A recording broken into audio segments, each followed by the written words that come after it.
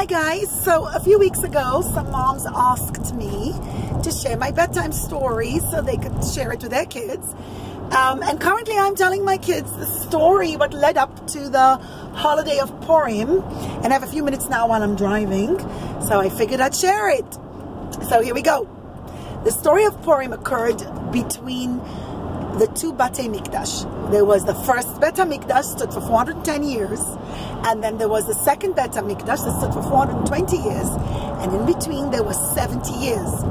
Those 70 years were the time when the story of Purim took place and what led up to it. So toward the end of Beit Rishon, Yirmiyahu Hanavi got up and he kept telling the Jewish people, you have to do teshuvah. Hashem is going to send the king of Bavel, Nevuchadnetzar, and he's going to destroy the Bet HaMikdash.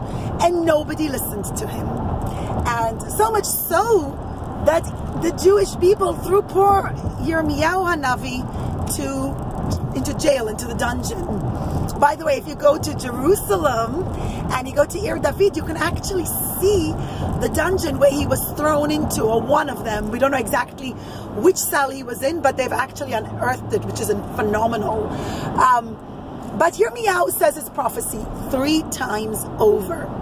And with each time, he said it slightly differently. Once he said, so shall, Hashem says, shall the nations of the world serve the king of Bavel for 70 years. And then he said, for 70 years the Jewish people will be exiled out of the land of Israel. And then he said something to that effect, sorry. And the third one was, after 70 years the Jewish people will return and rebuild the second Bet HaMikdash. Nobody took him seriously till it actually happened. And when it happened, all the kings began to fear that just like Yirmiyahu Hanavi prophesied that Nevuchadnezzar will destroy the Bet HaMikdash, nobody thought it was possible. Nevuchadnezzar himself was totally swept away by his victory. He couldn't believe he did it. But he said, look, just like Yirmiyahu Hanavi said I'd do it, I did. But there was also the end of the prophecy that said that they will only serve the king of Bavel for 70 years. And so there was always fear. And there was fear among the nations of the world about this invisible God that the Jewish people served. And they were, well, we don't understand the concept, but if this is the God of the Jewish people, and if his prophet's words came true, then we need to take it seriously. And the Nevuah of Yirmiyahu strengthened even more, because at the end of the 70 years, from the day that Nevuchadnezzar came to the throne, sorry, I'm mixing it up. No, not from the time he came to the throne. Sorry, I am mixing that part up. Either way, the end of Nebuchadnezzar's life, he thinks that he is an ox. And anytime somebody steps into his palace, he starts to gore at them and to charge at them. And he starts to bite, and instead of eating food at a table, he throws the food on the floor and he starts to gobble it from the floor. And everyone starts to get very scared of Nebuchadnezzar, because you can't even walk into his throne room because he's going to charge at you. To the point that they threw Nebuchadnezzar out of his palace, and for over 2 years he rolled around in the grass thinking he's an ox and eating grass and not wanting to wear regular clothes and stuff like that, and sleeping out in the rain. And he became a savage of a human being, and everybody pointed to him and said that's God's punishment to Nevuchadnezzar. And he passes away, and everybody said, look, the end of his life was Hashem punishing him. And people began to take Yirmiyahu's prophecy more and more seriously. After that, for a very short while, he was succeeded by his son, Evil Moreda, I want to say, and then by Balshatzar. And this is the story my kids love. Balshatzar was Nebuchadnezzar's grandson, And he ascends to the throne, and he calculates the 70 years. And he says, whoa, 70 years are up from the time my grandfather came to the throne, and Babel is still ruling over the entire, much of the civilized world, and we're the most powerful country. And he says, time to celebrate. No one's coming to destroy us. Yirmiyahu's prophecy is not true. And so he calls for a huge party, and he wears the clothing of the Kohen Gadol, and he uses the vessels of the Hamikdash, and he invites all the dignitaries, and he says, we are making a huge party to celebrate the 70 years being up, and I'm still king, and no one is as powerful as I am. And he shows up at the party wearing the vestments of the Kohen Gadol and using the kelim of the Bet Hamikdash. And it was a sign of defiance. It was a sign of victory over Chas v'Chalila. Hashem is the all superpower of the world. And at the party, a very scary thing occurs. Suddenly, on the wall, there is a handwriting that appears out of nowhere, like a malach, an angel was writing it. And he was petrified, and everyone was petrified. They had never seen such a phenomena. And he calls his advisors, and one by one, nobody could read it. Now, to my understanding, if I recall from my high school years, forgive me, it was written in Hebrew, but it was called Ktav Ashuri.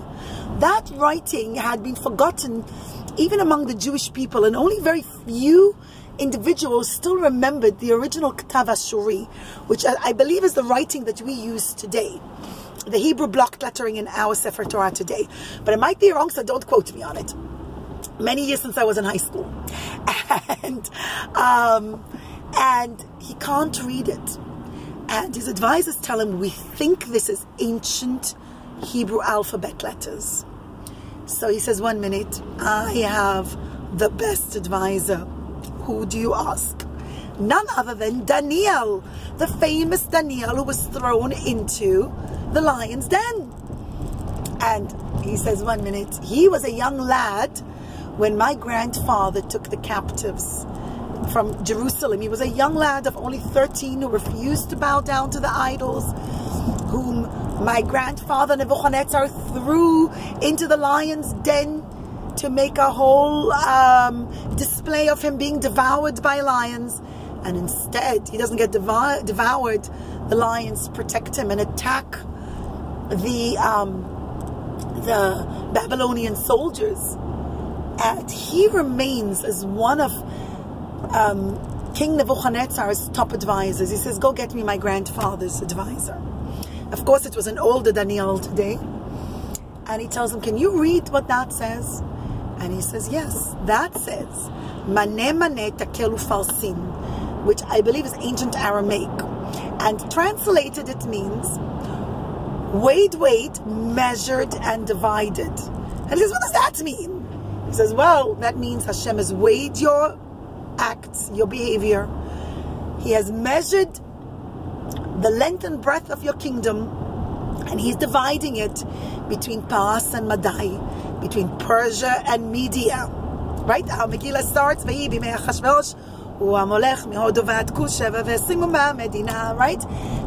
But it was the kingdom of Paras and Madai. Paras, but it was Paras and Madai together. We'll learn what was the build up to that. He says, tonight you're going to get killed, and your kingdom will be divided between the king of Persia, the first Dariavesh, and the king of Paras, King Koresh, whose story of King Koresh is an amazing story too. It's the real story of Tarzan, by the way, but it's off topic, so I'll get to that another day. If you guys want me to say it, send me a little message and I'll share that story. But he says, right now, the kings of Paras and Madai, Dariavish and Koresh, are encamped outside your walled cities. And tonight you're going to get killed, They're going to chop off your head, and tonight they're going to take over your kingdom. And that's because Hashem is angry that you're celebrating 70 years that you're not believing in the prophecy of Yirmiyahu Navi, and that you're celebrating by using the vestments of the Kohen Gadol. Balshatzar is petrified. He's so afraid that he makes a decree. He says, I'm going to bed, shut down the party, I'm going to sleep, I am locking myself up in my bedroom, and if anyone dares come into my private chamber, he is to be killed on sight, immediately. I don't care if he claims to be me. Even if he says, but I'm the king himself. Even if he says, what do you mean? Don't you recognize me? I'm Balshatzar. I don't care. You take him and you kill him. Because I'm afraid that there is an imposter here, or that there is someone, you know, who's going to rebel against me and kill me. And he was scared. Maybe someone's going to disguise himself as the king. Especially back then, there was no Instagram, guys, and there was no Facebook. So not everybody knew exactly what the king looked like. He says, so even if he looks exactly like the king, you're not to let him into my chambers. And he retires for the night and he locks his door. And he doesn't let anybody in, and he puts a guard outside his room, and he instructs the guard, anyone tries to get into my bedroom, you're to kill him on sight. No problem. Problem was that Hashem gives Balshatzar an attack of Mechila Mikvotchem, but that's how the Me'am Loes teaches it to us, and that's how the story goes. He gives him an attack of a very bad stomachache, and he really needed to use the bathroom. At this point, my kids giggle and they're like, "Oh yeah, diarrhea," or whatever.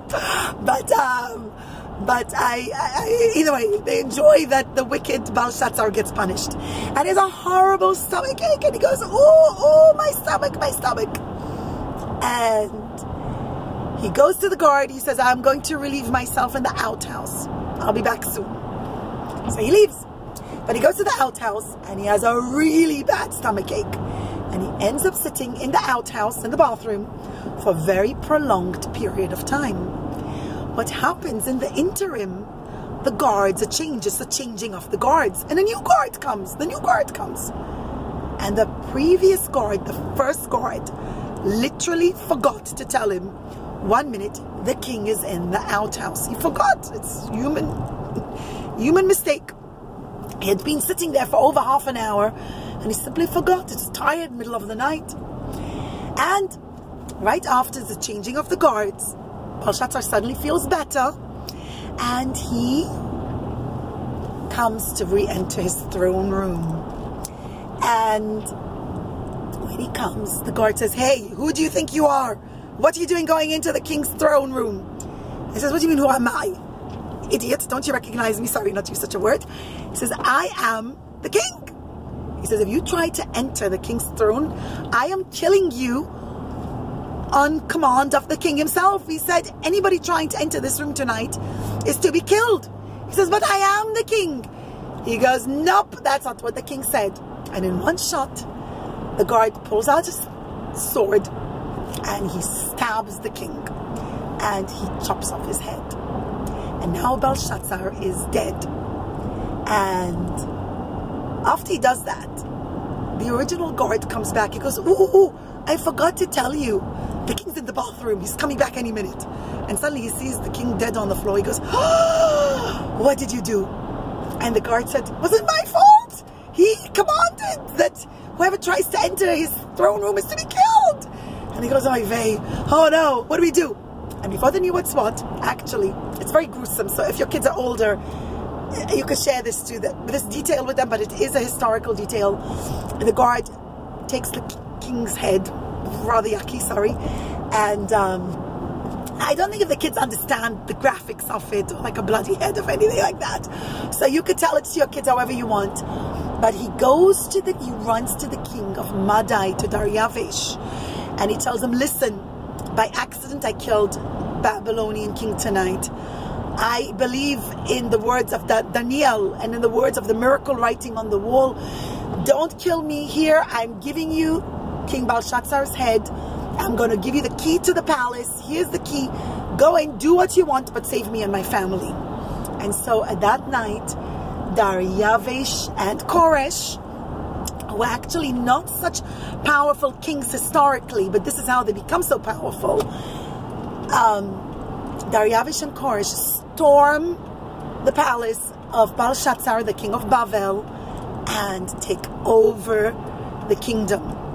In the middle of the night, while he's storming and killing everyone, he said, wipe out every member of Balshatzar's family. I don't want anyone to claim that they are the royal family of Bavel, of Iraq, you know, of the Baghdad, or whatever you want to call it, was Bavel in those days. I don't want anyone to claim that. And you to wipe them out. There should be no descendants of Nevuchadnezzar left. One young girl was exceptionally beautiful. She was 12 years old, and she hears the chaos. It's the middle of the night. There isn't enough light. They begin to burn the castle, and she's paranoid. And she runs to her father's bedroom. The king, she doesn't know that her king Balshatzar is dead, is killed. And she runs, and in the dark and in the smoke, she sees a figure with a crown on his head. And she's sure this must be her father, Balshatzar. And she runs up to him and she hugs his legs. And she says, Daddy, Daddy, save me, save me. And she looks up, and to her horror, it's not her father, but the enemy king, Daryavish. But she was incredibly beautiful. She was none other than, you've guessed it, Vashti. And Vashti is only 12 years old, and Daryavish thinks, what exquisite beauty. You know, we always tell the kids that Vashti was very ugly with pimples and all that. In reality, she was an incredible beauty. And Daryavish takes pity on her, and he says, this face, it's too beautiful to kill. We're going to take her and make her captive. We're going to keep her as our captive. She's the only one of descendants of Nevuchadnezzar we're going to allow to live. And he takes Vashti as a captive, and he takes her back. And everybody realizes that, and we're going to continue the story. Guys, if you're interested, let me know and I'll continue the story. If not, and this is boring, then I just won't do it. I don't want to bore anyone. And it's not a big deal for me to share the story. I tell it to my kids in any case at night. I told it to them last night. But I meant to video myself while I talk to my kids. But sometimes things are a little dysfunctional when at my bedtime. And they're going to see my incredibly messy bedroom with the kids. I'm a little embarrassed. but if I can, sometimes I'll video live while I'm telling the kids. But I'd love to hear feedback from you. But to wrap up this story, everyone says, look, it's exactly 70 years to the day that the kings of the world served the king of Bavel. Just like Yirmiyahu Hanavi predicted, just like he prophesied, so shall the nations of the world serve this king of Bavel for 70 years, and then he will fall. To the day he fell. So in a sense, people said, wow, Nebuchadnezzar fell after 70 years, his kingdom, just like Yirmiyahu said. And everybody saw that Yirmiyahu's words came true. And on the one hand, it was very heartening. But on the other hand, it was incredibly disappointing. And more disappointing, it was confusing for the Jewish people. They said, 1 minute, he said that we will serve Nebuchadnezzar and his kingdom for 70 years. And we have. But he also said, we'll go back and build the Hamikdash. And nothing of the sort is happening. So now, instead of being enslaved to Bavel, we're enslaved to Paras and Madai. So, if you're interested in hearing the rest of the story, please let me know. Sorry I babbled on for so long. If you want to know how the Jewish people fall under Achashverosh and how Achashverosh eventually becomes the Persian king, let me know. And hope I haven't bored you. Thank you so much.